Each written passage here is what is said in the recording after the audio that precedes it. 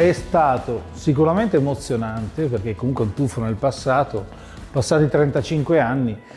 La cosa emozionante è vedere negli occhi di questi ragazzi lo stesso smarrimento e stessi dubbi che avevamo noi alla loro età. Chiaramente il mondo è cambiato totalmente, noi abbiamo fatto il nostro percorso professionale e speriamo oggi di aver dato qualche input in più, qualche informazione in più, qualche buon suggerimento. Poi tante volte un suggerimento può cambiarti la vita, ora non lo so se oggi siamo riusciti in questo intento, però comunque per noi ritornare e ridare qualcosa del nostro percorso, del nostro background è stata sicuramente un'emozione e qualcosa di importante, insomma. Io mi sento un cittadino del mondo, mi piace viaggiare, mi piace girare, ho un paio di gambe, non ho delle radici, però comunque qui rimangono gli aspetti affettivi, rimangono le persone e mi piace tornare qui, trovare gli stessi insegnanti, trovare questi ragazzi e trovare gli amici di prima. Questo è un aspetto comunque che ti tiene legato ad un luogo, perché poi le città sono fatte di persone, sono fatte di situazioni e anche le scuole non sono soltanto i muri, non sono solo gli strumenti, ma effettivamente sono le persone. Questa è la cosa più importante.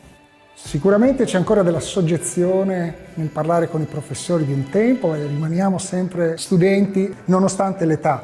Ritornare nella propria scuola è importante per condividere l'esperienza con gli studenti, per loro per capire cosa li aspetta un domani e per noi secondo me è importante per capire quanta strada abbiamo fatto da quella volta, per capire dove sei nella vita dal punto di vista professionale. Tante volte è importante ritornare da dove sei partito per poter valutare quanto hai percorso nella tua carriera.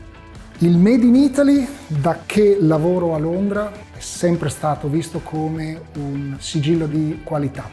L'italiano è sempre visto bene sia nella cucina che nell'architettura, nel design, specie nell'etica del lavoro.